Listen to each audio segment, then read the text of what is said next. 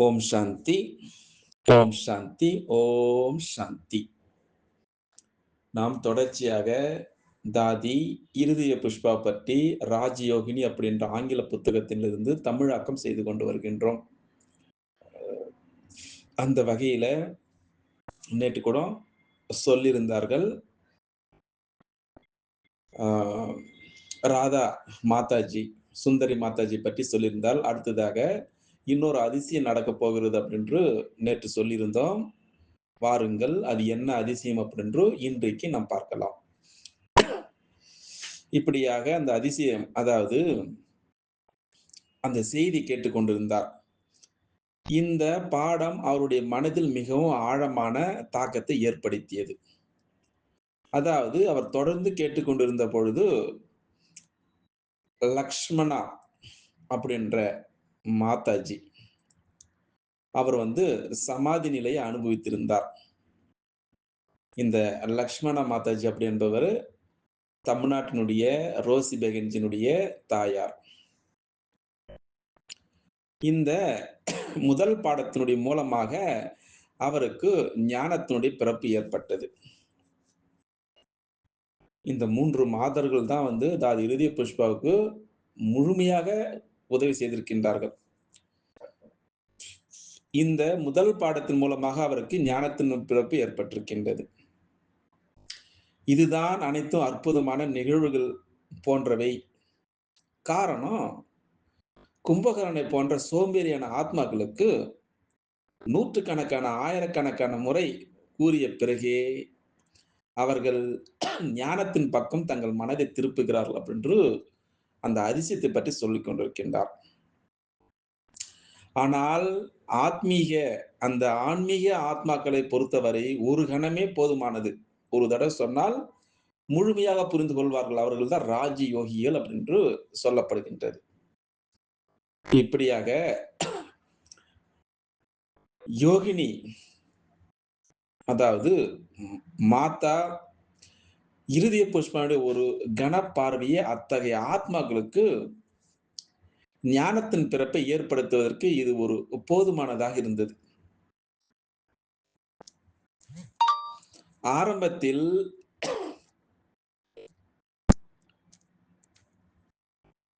நீங்கள் ஆத்மாதான், இறுதியிலும் நீங்கள் ஆத்மாதான்.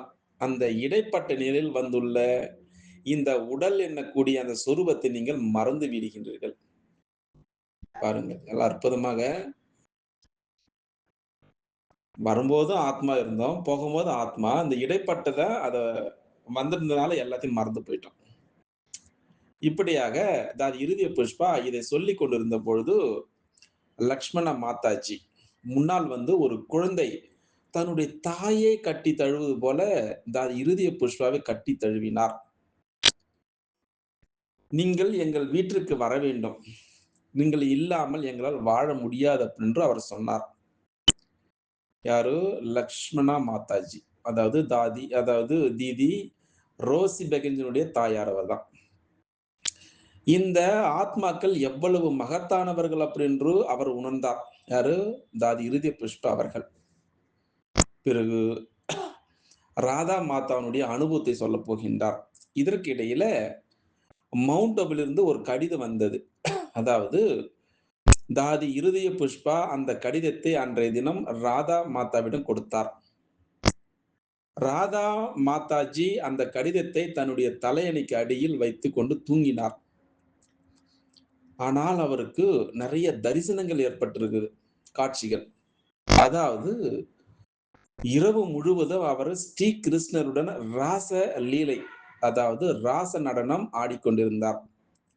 அதாவது நடனம் ஆடியும் பாடியும் இருந்து கொண்டிருக்கின்றார்.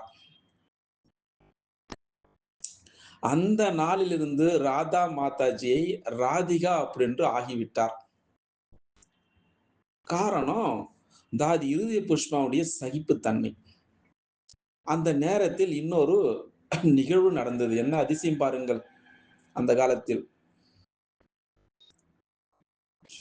அங்கே கொதிக்கக்கூடிய எண்ணெய் தாதி இருதய புஷ்பாவுடைய கையில் விழுந்து விட்டது. அதாவது அது ஒரு உதாரணம் சொல்கின்றார். ஆயிரக்கணக்கான தேள்கள் ஒரே நேரத்தில் கடித்தது என்றால் எப்படி இருக்கும்? அந்த வலியைப் போல, அந்த கொடிய வலியைப் போல அவர் உணர்ந்தார். யாரு? தாதி இருதய புஷ்பா அவர்கள். அதுதான் அது நேரடியா சொல்லக்கூடிய வார்த்தைகள் இதெல்லாம்.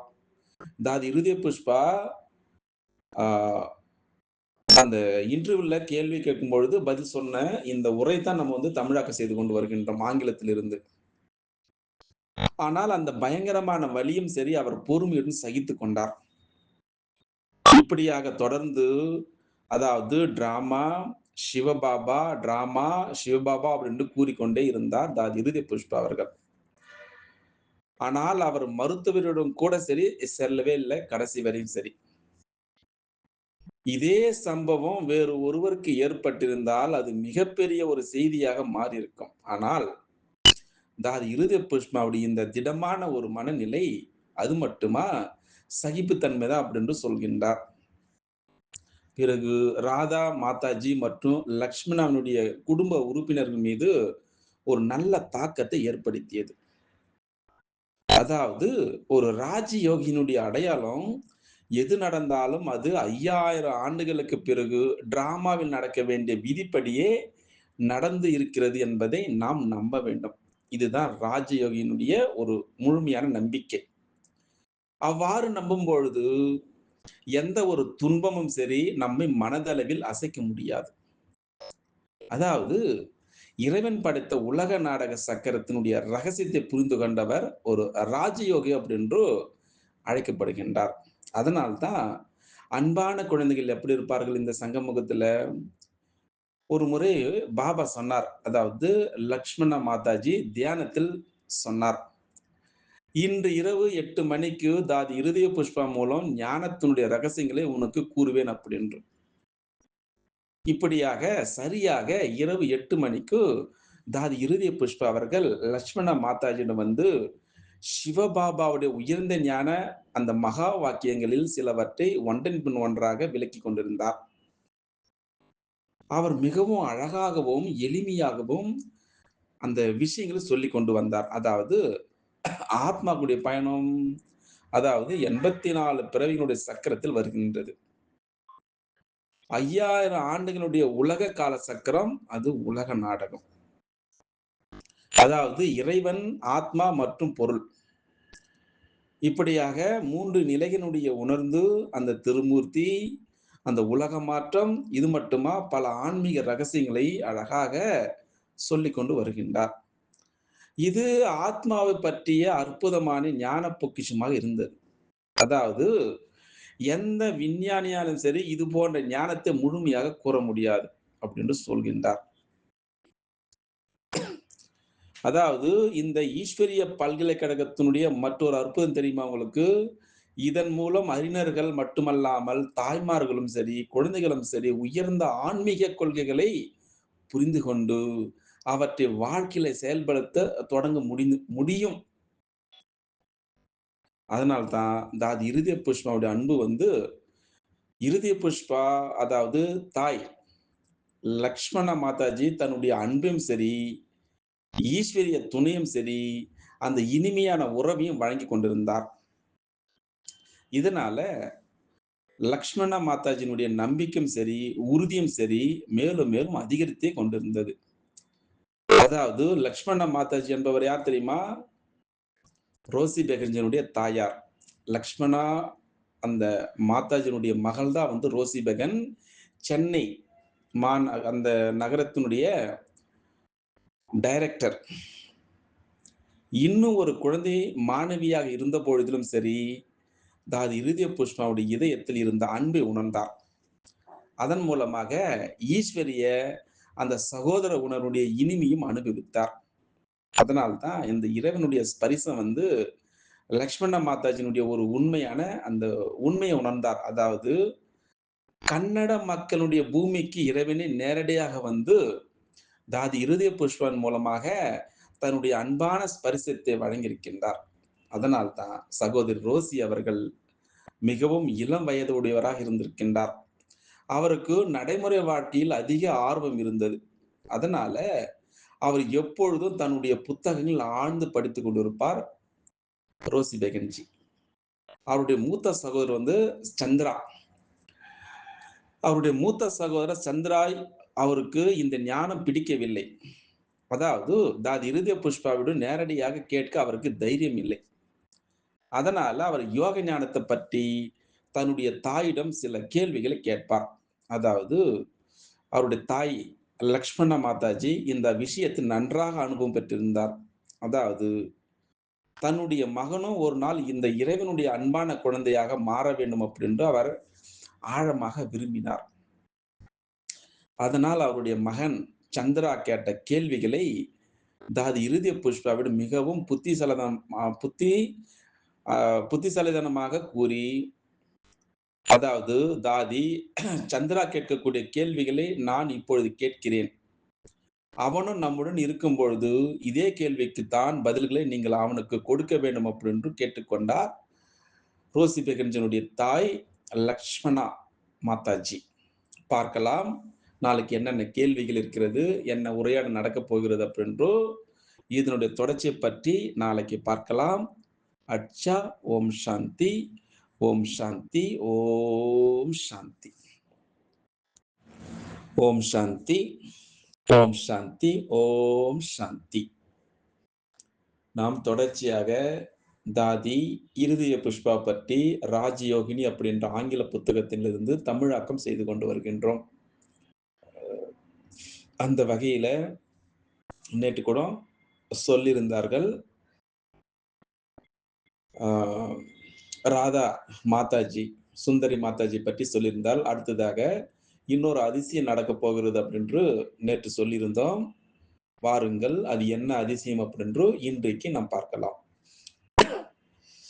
இப்படியாக அந்த அதிசயம், அதாவது அந்த செய்தி கேட்டுக்கொண்டிருந்தார். இந்த பாடம் அவருடைய மனதில் மிகவும் ஆழமான தாக்கத்தை ஏற்படுத்தியது. அதாவது அவர் தொடர்ந்து கேட்டுக்கொண்டிருந்த பொழுது லக்ஷ்மணா அப்படின்ற மாதாஜி அவர் வந்து சமாதி நிலையை அனுபவித்திருந்தார். இந்த லக்ஷ்மணா மாதாஜி அப்படி என்பவர் தமிழ்நாட்டினுடைய ரோசி பெகன்ஜினுடைய தாயார். இந்த முதல் பாடத்தினுடைய மூலமாக அவருக்கு ஞானத்தினுடைய பிறப்பு ஏற்பட்டது. இந்த 3 மாதர்கள் தான் வந்து தாதி இருதய புஷ்பாவுக்கு முழுமையாக உதவி செய்திருக்கின்றார்கள். இந்த முதல் பாடத்தின் மூலமாக அவருக்கு ஞானத்தின் பிறப்பு ஏற்பட்டிருக்கின்றது. இதுதான் அனைத்தும் அற்புதமான நிகழ்வுகள் போன்றவை. காரணம், கும்பகர்ணனை போன்ற சோம்பேறியான ஆத்மாக்களுக்கு நூற்றுக்கணக்கான ஆயிரக்கணக்கான முறை கூறிய பிறகே அவர்கள் ஞானத்தின் பக்கம் தங்கள் மனதை திருப்புகிறார்கள் அப்படின்று அந்த அதிசயத்தை பற்றி சொல்லிக் கொண்டிருக்கின்றார். ஆனால் அந்த ஆன்மீக ஆத்மாக்களை பொறுத்தவரை ஒரு கணமே போதுமானது. ஒரு தடவை சொன்னால் முழுமையாக புரிந்து கொள்வார்கள். அவர்கள் தான் ராஜ யோகிகள் அப்படின்று சொல்லப்படுகின்றது. இப்படியாக யோகினி, அதாவது மாதா இருதய புஷ்பனுடைய ஒரு கன பார்வையை அத்தகைய ஆத்மாக்களுக்கு ஞானத்தின் பிறப்பை ஏற்படுத்துவதற்கு இது ஒரு போதுமானதாக இருந்தது. ஆரம்பத்தில்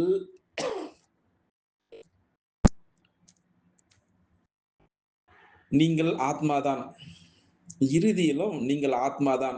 அந்த இடைப்பட்ட நிலையில் வந்துள்ள இந்த உடல் எண்ணக்கூடிய அந்த சொரூபத்தை நீங்கள் மறந்து விடுகின்றீர்கள். பாருங்கள், எல்லாம் அற்புதமாக வரும்போதும் ஆத்மா இருந்தோம், போகும்போது ஆத்மா. அந்த இடைப்பட்டத அத